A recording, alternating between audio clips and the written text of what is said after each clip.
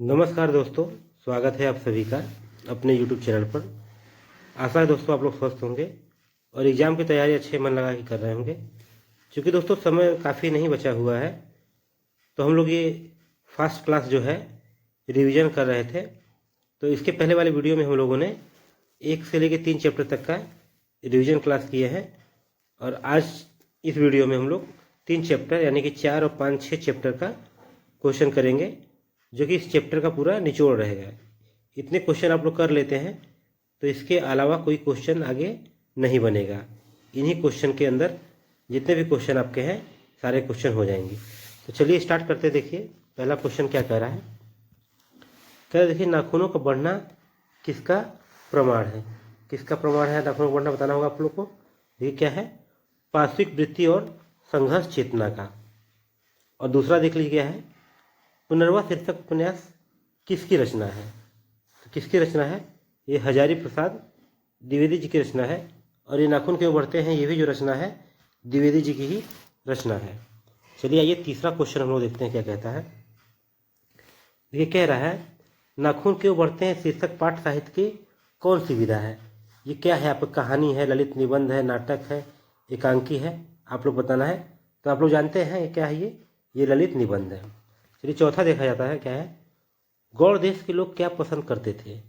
क्या पसंद करते थे, बड़े बड़े नखों को पसंद करते थे। ठीक है, अब आइए इसके आगे हम लोग पांचवा क्वेश्चन देखते हैं। देखिए पांचवा क्या कह रहा है, नाखूनों को पढ़ना मनुष्य की किस वृत्ति का परिणाम है। किस वृत्ति का परिणाम है, तो पार्श्विक वृत्ति का परिणाम है। छठा देखिए, लेखक हजारी प्रसाद द्विवेदी ने दैनीय जीव किसे कहा है। किसे दैनीय जीव कहा है, अल्पज्ञ पिता को क्या कहा है, दैनीय जीव कहा है।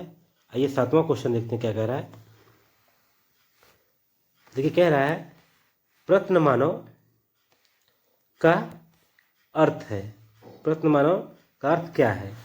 प्रश्न मानव का अर्थ क्या है बताना आप लोग को है। तो प्रश्न मतलब होता है प्राचीन, प्राचीन मानव इसका अर्थ है। और आठवां देखिए क्या कह रहा है, नाखून का इतिहास किस पुस्तक में मिलता है। किस पुस्तक में नाखून का इतिहास मिलता है। तो देखिए पुस्तक का नाम है कामसूत्र है, इसमें आपका नाखून का इतिहास मिलता है। चलिए उसके आगे हम लोग देखते हैं नवा क्वेश्चन क्या कह रहा है। देखिए नवा क्वेश्चन कह रहा है आपका, हजारी प्रसाद द्विवेदी ने डीलिट की उपाधि किस विश्वविद्यालय से प्राप्त की थी। तो किस विद्यालय से, लखनऊ विश्वविद्यालय से उन्होंने डीलिट की उपाधि प्राप्त की थी। आइए हम लोग 10वां क्वेश्चन देखते हैं। देखिए 10वां क्वेश्चन क्या कह रहा है आपका, कह रहा है, कहानी में चंद्रकार, त्रिकोण, दंतुल, वर्तुलाकार आकृतियों का संबंध मानव के किस अंग से, बताना है आप लोग किस अंग से है। तो नख से है। नख मतलब नाखून है, किसी का चंद्रकार होता है, किसी का त्रिकोण होता है। ठीक, आइए देखते हैं 11वां क्वेश्चन क्या कह रहा है। ये कह रहा है दोस्तों, अल्क तक का अर्थ है। इसका क्या अर्थ है, इसका अर्थ है आलता से लिया है अर्थ। 12वां क्वेश्चन कर रहा है, द्विवेदी जी को साहित्य अकादमी पुरस्कार किस रचना पर मिला था। तो उन्हें मिला था आलोक पर्व पर साहित्य अकादमी पुरस्कार। चलिए आगे 13 देखते हैं क्या क्वेश्चन कह रहा है। तो 13 कह रहा है, प्राचीन मानव का प्रमुख अस्त्र शस्त्र था, क्या था, उनका नाखून था। देखिए 14 देखिए, नाखूनों का बढ़ना किसका परिणाम है। किसका परिणाम है नाखूनों का बढ़ना, बताना है आप लोग को। तो मनुष्य की अंध सहजात वृत्ति का परिणाम है ये। 50 देखते हैं क्या कहता है क्वेश्चन। देखिए कह रहा है, सब पुराने अच्छे नहीं होते और सब नए खराब नहीं होते, ऐसा किसने कहा। किसने कहा था ऐसा, तो कालिदास ने ऐसा कहा था। 16 देखते हैं क्या कह रहा है, नगधर मनुष्य आज किस पर भरोसा कर रहा है। किससे भरोसा कर रहा है, एटम बम पर कर रहा है। चलिए आइए देखते हैं 17 क्वेश्चन क्या कह रहा है। देखिए 17 कर रहा है, मनुष्य की मनुष्यता यही है कि वह सबसे दुख सुख में सहानुभूति के साथ देखता है। यह तथ्य किसका है, तथ्य किसका है बताना है आप लोग को। ये तथ्य है गौतम बुद्ध का। 18 देखिएगा, नाखून क्यों बढ़ते हैं के निबंधकार कौन है। तो इसके निबंधकार जो है आचार्य हजारी प्रसाद द्विवेदी हैं। ये 19 देखते हैं क्या कह रहा क्वेश्चन। लिखा है आचार्य हजारी प्रसाद द्विवेदी जी का साहित्य किस विधा में लेखन नहीं है, किस विधा में वो नहीं लिखते हैं। तो ये आपको बता रहा है कहानी वो नहीं लिखते हैं। ये हो गया 20वां। देखिए कौन सी रचना हजारी प्रसाद द्विवेदी की नहीं है, इसमें बताना है कौन सी रचना उनकी नहीं है। देखिए माटी की मूर्तें उनकी रचना नहीं है, अशोक के फूल उनकी रचना है, वाणभट्ट की आत्मकथा भी उन्हीं का लिखा हुआ है, हिंदी साहित्य का आदिकाल भी उन्हीं का लिखा गया है। बस माटी की मूर्तें जो है उनकी रचना नहीं है। आइए 21 देखते हैं क्या कह रहा है। कह रहा है द्विवेदी जी ने निर्लज अपराधी किसे कहा है, किसे कहा है। तो नाखून को। देखिए भाई देखिए कामसूत्र किसकी रचना है बताना है आपको। तो ये वात्स्यायन की रचना है कामसूत्र। आइए नेक्स्ट देखिए 23 क्या कहता है क्वेश्चन। कह रहा है शिक्षक का अर्थ होता है, शिक्षक का अर्थ क्या होता है, इसका अर्थ होता है मोम। 24 देखिए क्या कह रहा है महाभारत क्या है बताना है आपको क्या है। उपन्यास है, कहानी है, शास्त्र है, पुराण है। तो महाभारत क्या है, एक पुराण है। चलिए आइए 25 देखते हैं क्या कहता है क्वेश्चन। कह रहा है हजारी प्रसाद द्विवेदी द्वारा रचित पाठ है। कौन सा पाठ रचित है, हम लोग पढ़ रहे हैं कौन सा पाठ, नाखून क्यों बढ़ते हैं, इन्हीं के द्वारा लिए गए। ललित निबंध है, क्या है जो पाठ हम लोग पढ़ रहे हैं नाखून क्यों बढ़ते हैं, ये क्या है ललित निबंध आपका है। आइए 27 हम लोग देखते हैं क्वेश्चन क्या कह रहा है। देखिए इस चैप्टर से लिया गया नाखून क्यों बढ़ते हैं, जितने भी क्वेश्चन बनते हैं सब इन्हीं क्वेश्चन के अंदर रहेगा, कोई क्वेश्चन बाहर से नहीं आएगा। आप लोग इसको अच्छे से रिवीजन कर लीजिएगा। देखिए 27 क्या कर रहा है पुराने का मोह सब समय वांछनीय ही नहीं होता, किस लेखक की पंक्ति है, किस लेखक की पंक्ति है। तो हम लोग के हैं हजारी प्रसाद द्विवेदी, उन्हीं की पंक्ति है। देखिए 28 क्या बोला है प्राचीन काल में दक्षिण भारत के लोग कैसा नाखून रखते थे बताना को। तो छोटे छोटे नाखून रखते थे लोग। और 29 देखिए क्या कह रहा है क्वेश्चन। दधीची की हड्डी से क्या बना था, उसकी हड्डी से क्या बना था, इंद्र का वज्र बना था। और देखिए 30 क्या कह रहा है, देखिए आलोक पर शीर्षक निबंध संग्रह किसकी रचना है, हम लोग इससे पहले पढ़े थे किसकी है, हजारी प्रसाद द्विवेदी। ये 31 देखते हैं क्या कह रहा है क्वेश्चन। ये कह रहा है हजारी प्रसाद द्विवेदी का जन्म कब हुआ था बताना है, कब हुआ था 1907 ईस्वी में हजारी प्रसाद द्विवेदी का जन्म हुआ था। और ये 32 क्या कह रहा है हजारी प्रसाद द्विवेदी का जन्म कहाँ हुआ था, किस स्थान पे हुआ है ये बताना आप लोग को। तो बलिया उत्तर प्रदेश में हुआ था। ये 33 देखते हैं क्या कह रहा है क्वेश्चन। ये कह रहा है कौन मनुष्य का आदर्श नहीं बन सकती। तो कौन नहीं बन सकती, तो ये आपका बंदरिया जो है मनुष्य का आदर्श नहीं बन सकती। 34 देखिए कह रहा है देवताओं का राजा से किन्हें संबोधित किया जाता है, किन्हें संबोधित किया जाता है, तो इंद्र को देवताओं के राजा है। ये 35 देखते हैं हम लोग क्या कह रहा है क्वेश्चन। नख नाखून किसका प्रतीक है, किसका प्रतीक है बताना है आप लोग को। तो ये पशुता का प्रतीक है। ये 36 देखते हैं पृथ्वीराज रासो किनका संपादक है। तो पृथ्वीराज किसका संपादन है, वो है हजारी प्रसाद द्विवेदी। ये 37 देखते हैं क्या कह रहा है क्वेश्चन। हजारी प्रसाद द्विवेदी को कब पद्म भूषण की उपाधि से सम्मानित किया गया था, किस सन में उनको पद्म भूषण सम्मानित किया गया था। तो देखिए किया गया था 1957 ईस्वी में उन्हें पद्म भूषण से सम्मानित किया गया था। 38 देखिए अशोक के फूल किसकी रचना है, ये हजारी प्रसाद द्विवेदी जी की रचना है। ये 39 देखते हैं हम लोग क्या कह रहा है क्वेश्चन। ये क्वेश्चन कह रहा है देखिए लेखक के अनुसार मनुष्य के नाखून किसके जीवन का प्रतीक है। तो किसके जीवन का प्रतीक है, आपका प्रतीक है आपके जीवन का, जो आप जानते हैं पाशवी वृत्ति का। ये 40 क्वेश्चन देखते हैं क्या कह रहा है। हजारी प्रसाद द्विवेदी की मृत्यु कब और कहाँ हुई थी? तो बताना आप लोग कब और कहाँ हुई थी। तो 1979 में दिल्ली में उनकी मृत्यु हुई थी। चलिए 41 क्वेश्चन हम लोग देखते हैं क्या कह रहा है क्वेश्चन। ये कह रहा है सहजात वृत्तियाँ किसे कहते हैं? किसे कहते हैं? अनजान स्मृतियों को। द्विवेदी जी से किसने पूछा था नाखून क्यों बढ़ते हैं? किसने पूछा था? छोटी लड़की ने पूछा था। ये 43 देखते हैं हम लोग क्या कह रहा है क्वेश्चन। नाखून क्यों बढ़ते हैं पाठ में बूढ़े ने सबसे बड़ी चीज किसे माना है? किसे माना था? प्रेम को सबसे बड़ी चीज माना था। किस देश के लोग बड़े बड़े नख पसंद करते हैं? किस देश के लोग? तो गौड़ देश के लोग पसंद करते हैं। आइए 45 देखते हैं क्या कह रहा क्वेश्चन। ये कह रहा है पुराने का मुंह सब समय वांछनीय ही नहीं होता। यह पंक्ति किस शीर्षक पाठ की है? किस शीर्षक की है जो हम लोग पढ़े हैं? नाखून क्यों बढ़ते हैं। अनामदास का पोथा उपन्यास किस लेखक की कृति है?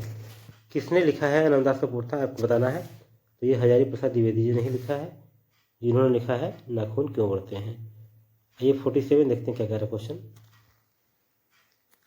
ये कह रहा है कौन नाखून को जिलाया जा रहा है? कौन नाखून जिलाया जा रहा है बताना हम लोग को। तो प्रकृति नाखून को जिलाया जा रहा है। ये 47 देखते हैं क्या कह रहा है। कौन नाखून, ये 47 भी देखे हम लोग। 48 चलिए ये 48 देखते हैं क्या कह रहा है 48। कह रहा है अनामदास का पोथा साहित्य की किस विधा की रचना है? अनामदास के पोथा क्या है? कहानी है, उपन्यास है, निबंध है, नाटक है, ये आप लोग को बताना है। तो ये क्या है? ये एक उपन्यास है। 49 ये क्या कह रहा है असुरों के पास नहीं थी। असुरों के पास क्या नहीं थी बताना है। तो लोहे के अस्त्र उनके पास नहीं थी।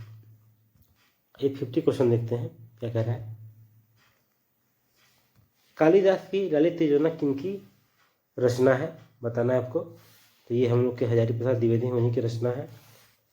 देखिए 51 क्या कह रहा है गौतम बुद्ध ने कहा था कि मनुष्य की मनुष्यता है। ठीक है, ये कहा था तो क्यों कहा था? सभी के दुख सुख को सहानुभूति के साथ देखना ही क्या है? मनुष्य की मनुष्यता है। आइए नेक्स्ट देखते हैं हम लोग 52 क्या कह रहा है। ये कह रहा है नगधर मनुष्य अब क्या लेकर आगे की ओर चल रहा है? अब क्या लेके आगे चल रहा है? तो एटम बम लेके चल रहा है। मनुष्य किसको नहीं बढ़ने देगा? किसको नहीं बढ़ने देगा? अब नाखून को मनुष्य बढ़ने नहीं देगा। आइए 54 देखते हैं क्या कह रहा है। चलिए 54 तो ये देखिए 53 क्वेश्चन पूरा था। ये आपके नाखून क्यों बढ़ते थे, पूरे जितने भी क्वेश्चन बन सकते हैं उतने क्वेश्चन थे। इसके अलावा कोई क्वेश्चन नहीं बनेगा। ये देखिए 5वां चैप्टर क्या कहता है हम लोग का है नागरी लिपि 5वां चैप्टर है। इसका पहला क्वेश्चन कह रहा है निम्न भाषाओं में से किस भाषा को देवनागरी लिपि में लिखते हैं बताना है। आसान सा क्वेश्चन। तो हिंदी भाषा को ही हम लोग देवनागरी लिपि में लिखते हैं। ये दूसरा क्वेश्चन देखते हैं क्या कह रहा है। स्थापत्य की उत्तर भारत की एक विशेष शैली को क्या कहते हैं? क्या कहते हैं हम लोग? तो नागर शैली कहते हैं। तीसरा देखिए टकसाल शब्द का अर्थ है। टकसाल शब्द का क्या अर्थ है? जहाँ सिक्के ढलते हैं वो टकसाल शब्द का अर्थ है। ये चौथा क्वेश्चन हम लोग देखते हैं क्या कह रहा है। किस शासक ने, ये कहा जाए, किस शासक ने ऐसा सिक्का चला जिस पर नगरी लिपि में रामसीय शब्द अंकित है? कौन शासक बताना हम लोग को। तो बादशाह अकबर के काल में हुआ था ये 5वां क्या करा। चंद्रगुप्त द्वितीय विक्रमादित्य का व्यक्तिगत नाम क्या था? वो नाम बताना है। तो उनका नाम क्या था? देव नाम था। ये 6ठा क्वेश्चन देखते हैं क्या कह रहा है। तो ये 6ठा क्वेश्चन कह रहा है काशी क्या है बताना आप लोग। काशी क्या है? तो क्या है? काशी को कह सकते हैं हम लोग देव नगरी काशी के नाम से जाना जाता है। 7वां देखते क्या करिए। कर्नाटक प्रदेश का श्रवणबेलगोला स्थान किसका प्रसिद्ध तीर्थ स्थल है? किसका है? जैनों का है। ये 8वां देखते हैं क्या कह रहा है। कि 8वां क्वेश्चन कह रहा है आपका, धारा नगरी का कौन शासक अपने विद्यानुराग के लिए इतिहास में प्रसिद्ध है? कौन शासक जो धारा नगरी का है प्रसिद्ध है वो बताना है। तो परमार शासक वो जो है प्रसिद्ध है। ये 9वां देखते हैं, मराठी, नेपाली और नेवारी भाषाओं की लिपि क्या है?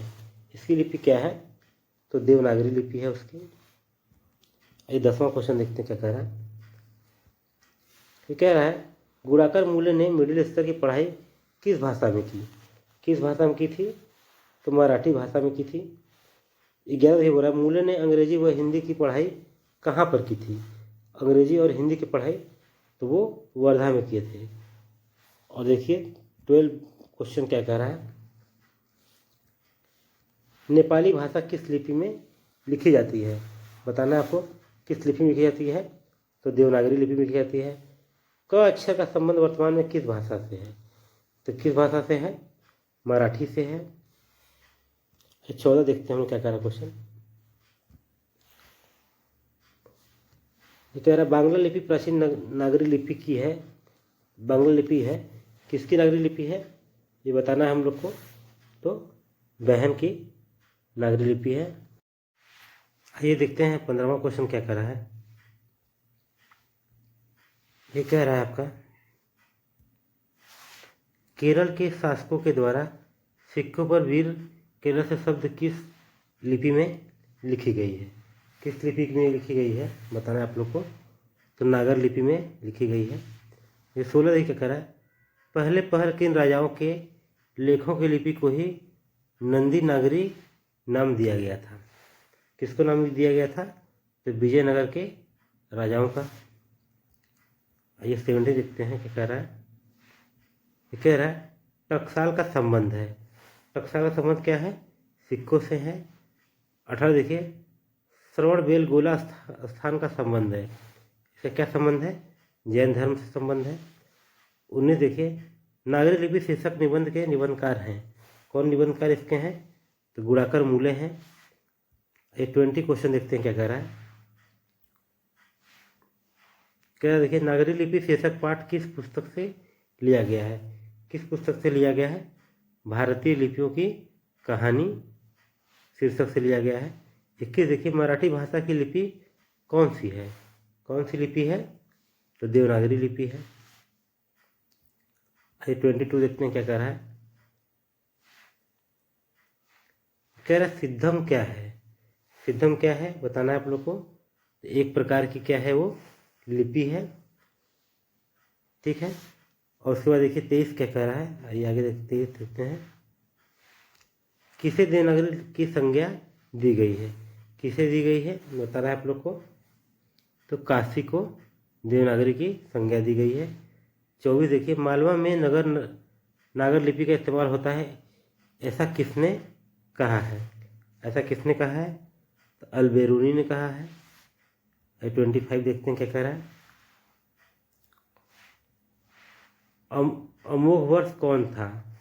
बताना है आप लोग कौन था अमोघ वर्ष। प्रख्यात राष्ट्रकूट राजा।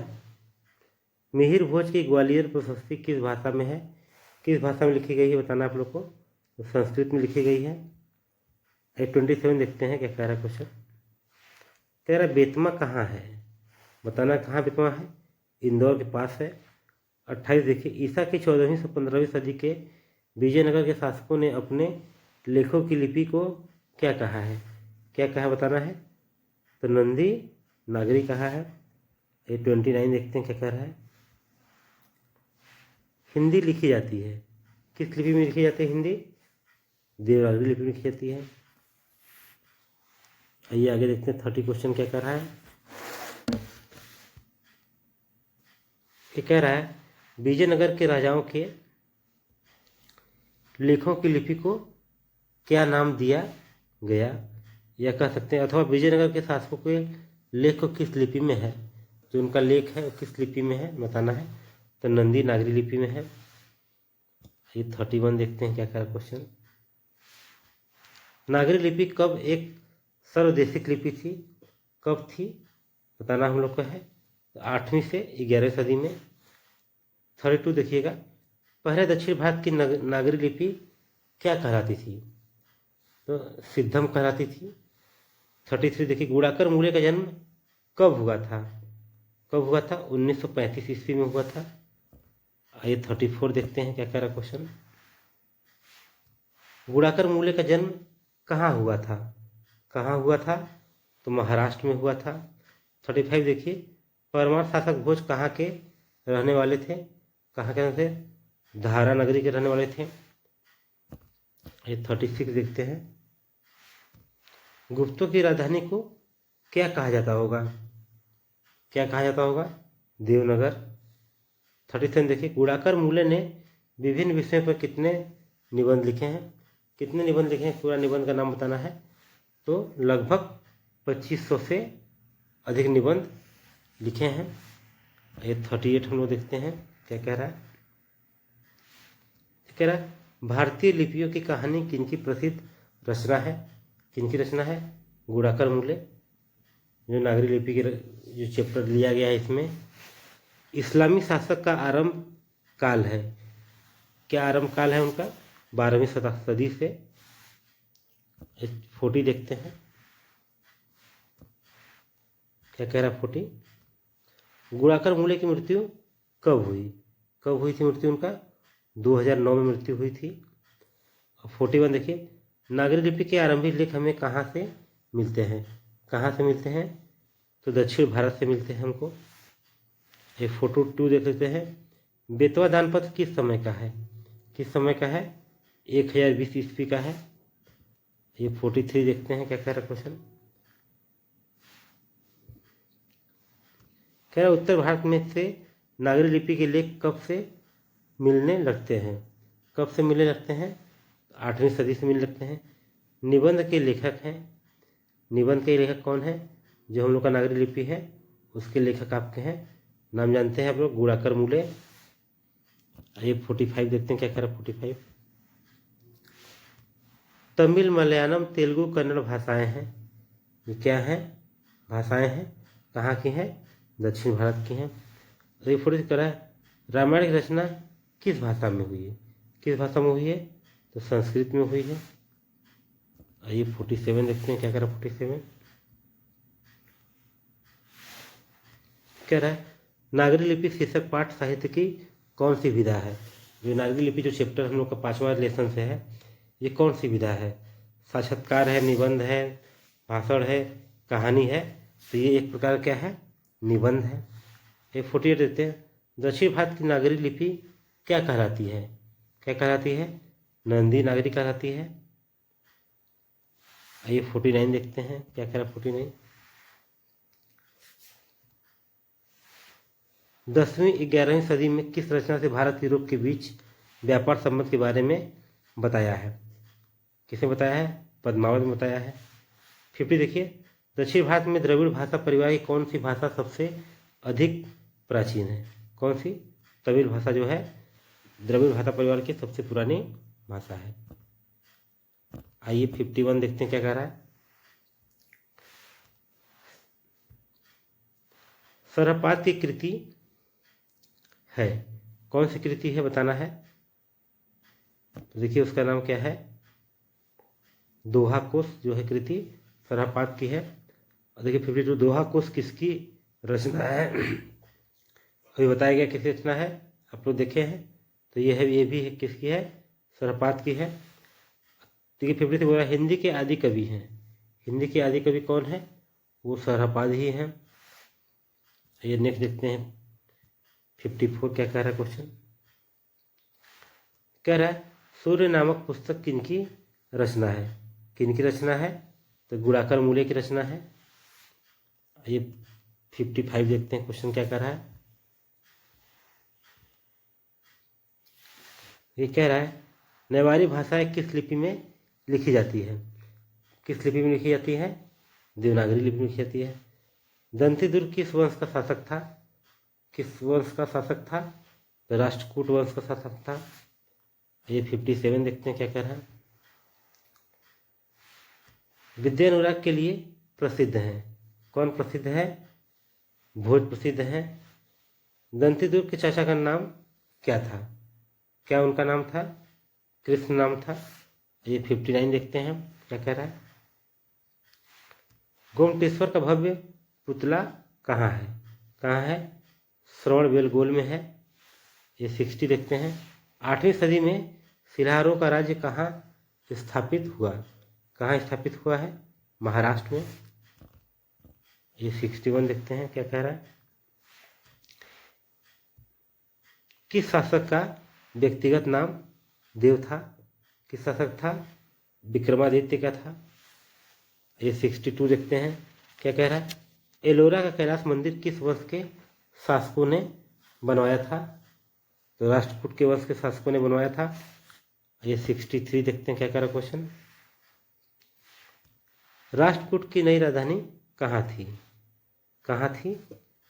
आपकी थी मानेखेत में। 64 देखिए, गणित शास्त्र संग्रह की रचना किसने किया था? किसने किया था? महावीराचार्य ने किया था। ये 65 देखते हैं क्या कह रहा है? गंग वंश के शासकों का संबंध वर्तमान में किस क्षेत्र से था? किस क्षेत्र था बताना है आप लोग को। तो उसका क्षेत्र था उड़ीसा था। ये 63 देखिए, ब्राह्मी शैली का प्रचलन भी था। कहाँ प्रचलन था उनका? तो आपका था उड़ीसा में। ये नेक्स्ट देखते हैं।